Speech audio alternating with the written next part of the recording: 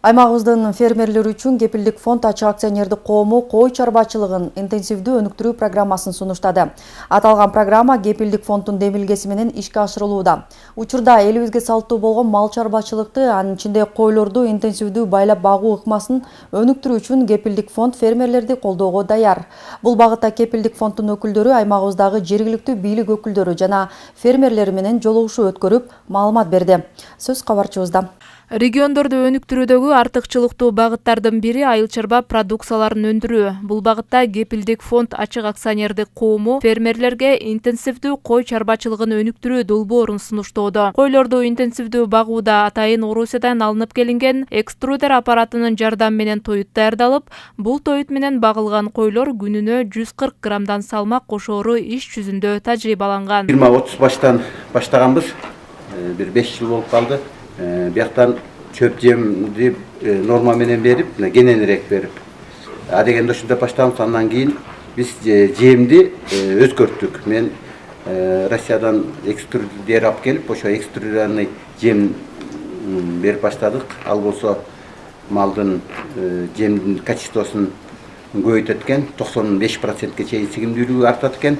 Койлорду байлап багуу менен киреше табууну каалаган фермерлер үчүн атайын долбоорлор сунушталып, кой чарбачылыгын көбөйтүү менен этти экспорттоонун көлөмүн жогорулатууга шарттар түзүлөт дейт Кепилдик фонд ачык акционердик коомунун төрагасынын орун басары Азамат Кожобаев. Ушул ыкма менен иштөөнү каалаган фермерлерге экструдер аппаратын алууга насыялардын 45-50%-на аталган фонд өздөрүнүн кепилдигин берет.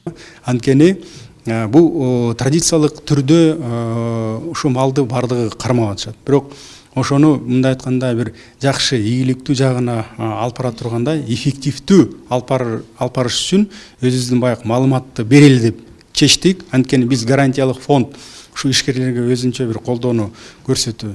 Ошол эле баягы гарантияны берип коюп эле отура берсек деле боло бермек. Бирок биз андан тышкары дагы ошо колдоо жагында, техникалык колдоо жагында чечтик. Анткени ушу программалардын аркасы менен ушу региондордо атайын ошо кластердик өнүгүү боюнча өзүбүздүн да салымыбызды кошуп атабыз. Ошондой эле Таластын фермерлери менен жолугушуунун алкагында Кепилдик фонд ачык акционердик коомунун 3 жыл аралыгындагы калкыбыздын насыяларына берилген кепилдиктердин суммалары боюнча да маалыматтарды берди. Ишкерликти баштоо же чоңойтуу үчүн насыя алуучулардын күрөөлөрү алуучу суммага жетпеген учурда Кепилдик фонд 50%-га чейинки суммага кепил болуп берет.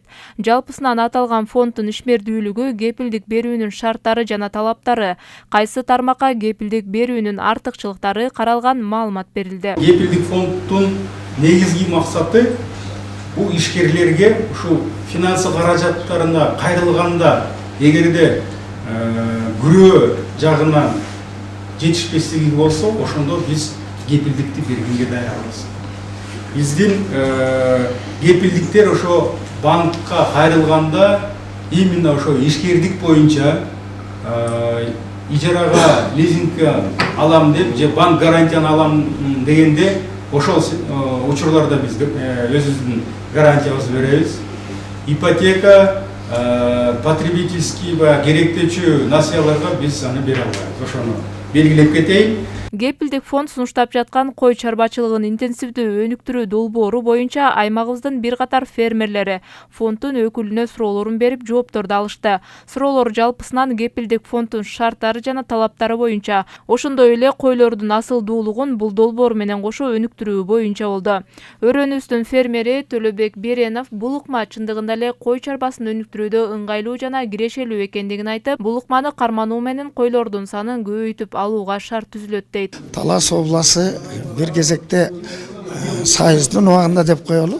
6 айлык козуларды 25 килограммдан эт комбинатына төгүп турган.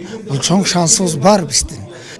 Анан кийин мен жанагы айтып атканым бар экен деген жана кыргыздар илгери айтып койчу. Ала койду бөлө кырккан жүнгө жарбайт деп. Бизде же салмактан жок, же куйруктан жок. Анан азыр түркүн жактан алып келип кудуруп атабыз ар ким жерден. Бирок бир сорт жок да.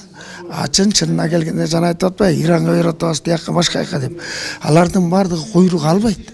Ошондой эле быйылкы жылы региондорду өнүктүрүү жылына карата айыл чарбасын жана экспорттоого ылайыкташкан эт өндүрүүнү колго алуубуз үчүн кой чарбачылыгын интенсивдүү өнүктүрүү фермерлерибизге зарыл дейт иш чарага катышкан өкмөттүн Талас облусундагы ыйгар муктуу өкүлчүлүгүнүн аппарат жетекчиси Ырсахун Кулушев.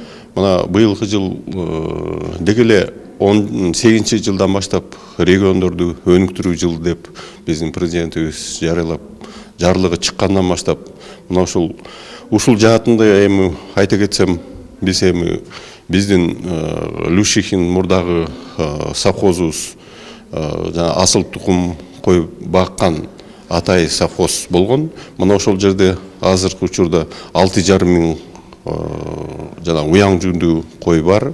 Люшихинде мына ушул интенсивдүү багуу мына ушул жагы начарыраак.